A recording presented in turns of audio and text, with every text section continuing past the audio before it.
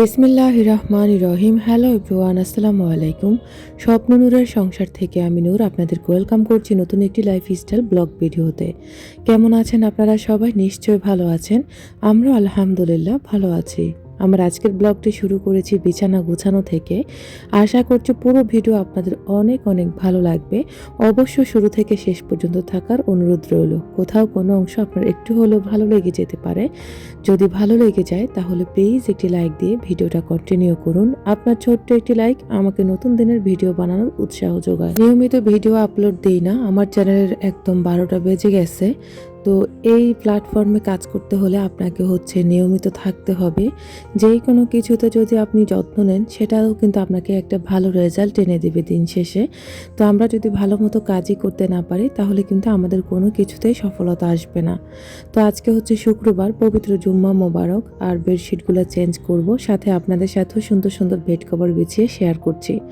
তো প্রথম বেডশিটটি উঠিয়ে আমি বালতিতে রেখে দিয়েছি। আজকে কিন্তু কাপড় চোপড় আমি ধুইব না, এগুলো আমার হাজব্যান্ডে ধুয়ে দেবে আমাকে, যেহেতু প্রচণ্ড লেভেলের ঠান্ডা। আর এত ঠান্ডার ভিতরে আসলে কাজ করা আমার জন্য কঠিন হয়ে যাচ্ছে, যদি আমি প্রতিটা ভিডিওতে আপনাদের সাথে বলে থাকি। তো এই যে এখানে একটা পাপোশ এনেছিলাম। তো এটা একদমই খুব রিজনেবল, মাত্র 100 টাকা দিয়ে এনেছিলাম আর কি। তো বেড কভার যেহেতু চেঞ্জ করেছি,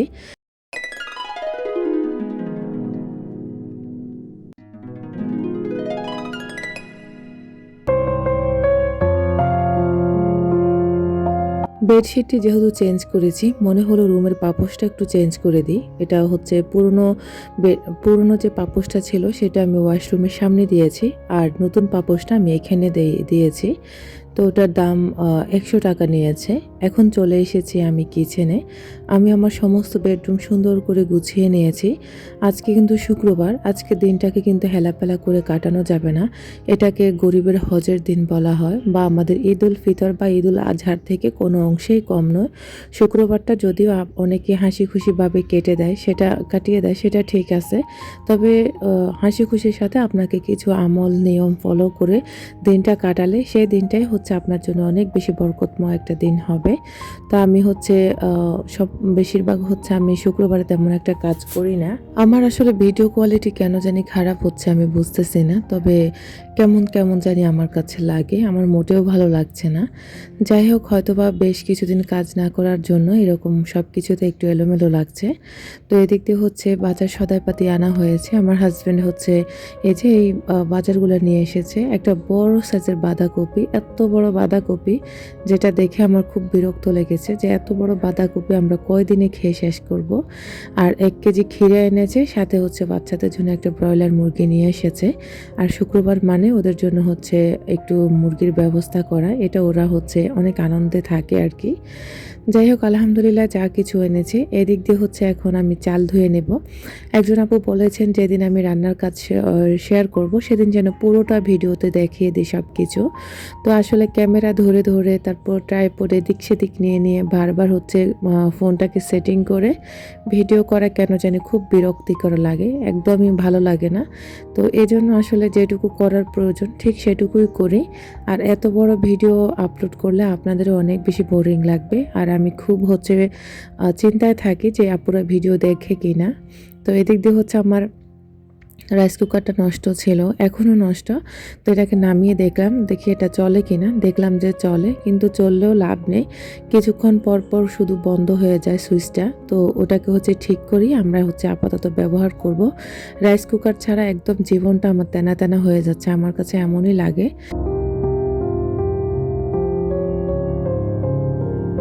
মুরগিটাকে আগে ভালোভাবে ওয়াশ করে এনে এখন আমি কেটে বেছে নেব।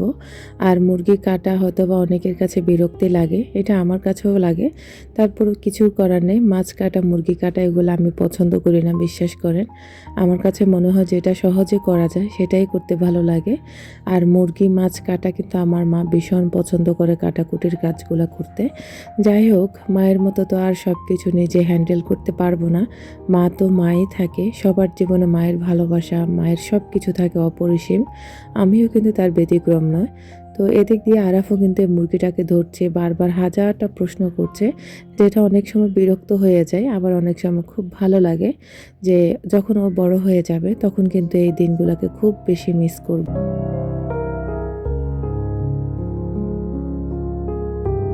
আমি আসলে আপনাদেরকে কি শিখাতে পারি বা কি দেখাতে পারি জানি না।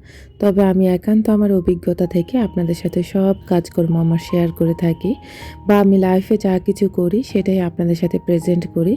আর আমার প্রিয়, প্রিয় আঙ্কেল এবং আন্টিরা, ছোট, ছোট সোনামণিরা খুব ভালোবেসে কিন্তু আমার ভিডিওগুলা দেখে থাকেন।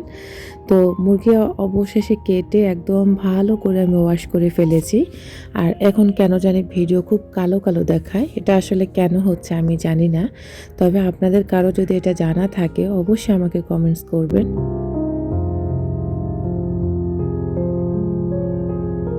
কিচেনের সম্পূর্ণ সব কাজ গুছিয়ে আমি অফ ক্যামেরা গোসল করে ফেলেছি।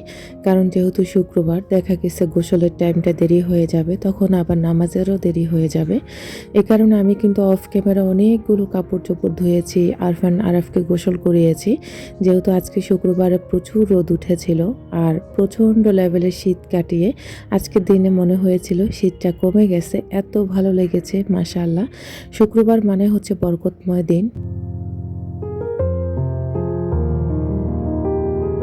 রান্না করতে যখন বসেছি বা হচ্ছে আমি তরকারিটা বসাবো তখনই দেখলাম যে আদা নেই। তো আদার টা যেমন তেমন বা এটাকে আমি মানিয়ে নিয়েছি। কিন্তু যখন একদম রান্না বসিয়ে দিয়েছি মানে মশলা দিব, সমস্ত মশলা দিব, শুধুমাত্র জিরাটা দেওয়ার বাকি, তখন দেখলাম অল্প পরিমাণে জিরা ছিল। তখন মেজাজটা এত খারাপ লেগেছিল, তো কিছুই করার নেই। তখন আবারও হচ্ছে অফ ক্যামেরাতে আমি জিরা বেটে নিয়েছি। আর বাটা মশলা দিয়ে রান্না করার মজাটা কিন্তু সবসময় আলাদাই হয়। তো যদিও আমার বাসায় যদি জিরার গুঁড়া থাকতো অবশ্যই আমি বাটতে যেতাম না, যেহেতু গুঁড়া নেই তো বাধ্য হয়ে কিন্তু বেটে তারপর হচ্ছে রান্নাবান্না করতে হয়। আর একটা রান্নার পেছনে যে কত শত পরিশ্রম করা লাগে সেটা শুধু হয়তোবা দেখলে দেখলে বোঝা যায়। তো আমি হচ্ছে আমার মতো করে মুরগি রান্না শেয়ার করছি, আপনারা আপনাদের মতো করে রান্না করবেন, যে যেভাবে খেতে পছন্দ করেন। আমি যেভাবে আমার রান্নাবান্না করে থাকি সেগুলোই আপনাদের সাথে শেয়ার করি। আর রান্নাগুলো দেখতে আপনারা বলেন এত এত লোভনীয় হয় মাশাআল্লাহ, তবে খেতে না জানি কেমন। আসলে আমি বলবো যার যার বাসায় যে যেভাবে রান্না করুক সে সেরকম খাবার খেয়ে অভ্যস্ত। তা আমার রান্নাগুলোর ব্যাপারে আমার হাজব্যান্ড খুবই তারিফ করে আলহামদুলিল্লাহ। তা আমি বলবো তার কাছে ভালো লাগলে হলো, এটার থেকে বড় পাওয়া আমার মনে হয় আর কিছুই না।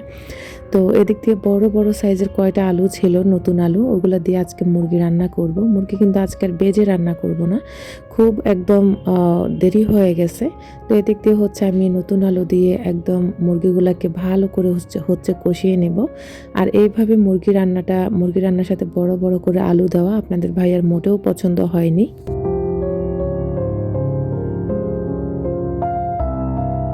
আমি রান্নাবান্না করছি, এদিক দিয়ে আমার হাজব্যান্ড কাপড়-চোপড় ধুয়ে দিয়েছে অলরেডি। ধুয়ে তারা বাপ ছেলেরা ৩ জনে মিলে নামাজে চলে গেছে মাশাআল্লাহ। আর আমি রান্নাবান্নাও করছি আর আনুষঙ্গিক যে কাজগুলো আছে সেগুলোও করছি। যদিও আজকের রান্নাটা আমার একটু দেরি হয়ে গেছে, যেহেতু আমি গোসল করেছি, অনেক অনেক কাজ করে তারপর রান্না বসিয়েছি। আর গোসল না করে রান্নাটা যদি করতাম তাহলে সেক্ষেত্রে খুব তাড়াতাড়ি হচ্ছে রান্না করা যেত। তা আমার আজকের মুরগির রেসিপি নতুন আলু দিয়ে, হয়তোবা আপনারা দেখে বুঝেছেন যদিও আমি বলতে পারিনি। আমি কিন্তু অফ ক্যামেরাতে জিরা বেটে তারপরে হচ্ছে দিয়েছিলাম। মানে আমি যখন মুরগিটা দিতে যাব মশলার মধ্যে তখনই দেখি যে জিরার গুঁড়ি খুবই অল্প। তো আমি অফ ক্যামেরাতে জিরা বেটে তারপরে হচ্ছে রান্নাবান্না শেষ করে ফেলেছি। অফ ক্যামেরা খাবার-দাবার খেয়ে ফেলেছি আর এখন চলে এসেছি রাতের বেলায়। বিকেলে আর কোনো কাজই শেয়ার করিনি। যেহেতু শুক্রবারের বিকেল টাইমটা আমার কাছে একটু স্পেশাল লাগে। বিকেল বলেন, সকাল বলেন, সারাটা দিনই স্পেশাল। আর এদিক দিয়ে আমার ছেলেদের একটা আনন্দের উল্লাস বলা যায় তাদের মনের ভিতরে বইতেছে। তারা এত খুশি, এত খুশি। আজকে আমার স্বপ্নের কাঙ্ক্ষিত ডাইনিং টেবিল নিয়ে এসেছি। মহান আল্লাহর কাছে শুকরিয়া, যে কোনো উপায়ে আল্লাহ পাক আমার জন্য ডাইনিং টেবিলের ব্যবস্থা করে দিয়েছেন। আলহামদুলিল্লাহ, শুকর আলহামদুলিল্লাহ। তো এই যে আমার ছেলেদের আনন্দটুকু আমি আপনাদের সাথে শেয়ার করেছি। যেহেতু এগুলা আমার কাজ, তারপরেও আমি বলেছি যে তোমরা করো, আমি ভিডিও করি। তো দুই ভাইও হচ্ছে কাজ করছে আর আমার ছেলেদের মনে এত আনন্দ মাশাআল্লাহ। আর আমাদের আসলে একটা ডাইনিং টেবিল স্বপ্নের ছিল, যদিও এই ডাইনিং টেবিলটা কারো কাছে একদমই খুবই অল্প দামের মনে হবে বা হচ্ছে তাদের কাছে কোনো ব্যাপারই না। তবে আমার কাছে এই জিনিসটা জুড়িয়েতে অনেক বছর সময় লেগেছে। তাও কিভাবে এটা জুড়িয়েছি সেটা শুধু আমি জানি আর আমার আল্লাহ জানে। তো এটা আমি আজকে পাবলিক প্লেসে আর বলতে যাব না। যাই হোক, ফাইনালি আমার কাঙ্ক্ষিত স্বপ্নের ডাইনিং টেবিলটি কিনে নিয়ে এসেছি আলহামদুলিল্লাহ। জীবনের প্রতিটা স্বপ্ন হয়তোবা আল্লাহ তাআলা কোনো না কোনো রকমের ভাবে ম্যানেজ করে দিবেন বা সামর্থ্যের ভিতরে এনে দিবেন। মাশাআল্লাহ, আলহামদুলিল্লাহ। তো পুরনো টেবিলটাকে এনে এভাবে এই সাইডে রেখেছি, যদিও এটা পুরোটাই ভাঙ্গাচোরা, মানে কোনো রকমে ওটাকে দাঁড় করিয়ে রেখেছি। আর সাথে আমার আগের যে ডিজাইনের চেয়ারগুলো ছিল সেই ডিজাইনের চেয়ার আনা হয়েছে। আর এই চেয়ারগুলো শনি রাখরাতে পাওয়া যায়নি। এই চেয়ার এবং টেবিল আমি যাত্রাবাড়ি থেকে এনেছি, আমি এবং আমার হাজব্যান্ডে গিয়ে। তা আমার প্রতিটি জিনিস কেনার আগে আমার হাজব্যান্ড আমাকে অনেক বেশি প্রায়োরিটি দিয়ে থাকেন। আমার পছন্দ মতোই সে পছন্দ করে। আর ফাইনালি এই টেবিলটা বিছানোর পরে কেমন লাগছে, বা আমি তো এখনো ক্লথ বিছাইনি, ইনশাল্লাহ ক্লথও বিছাবো, তারপরে আপনাদের সাথে শেয়ার করব।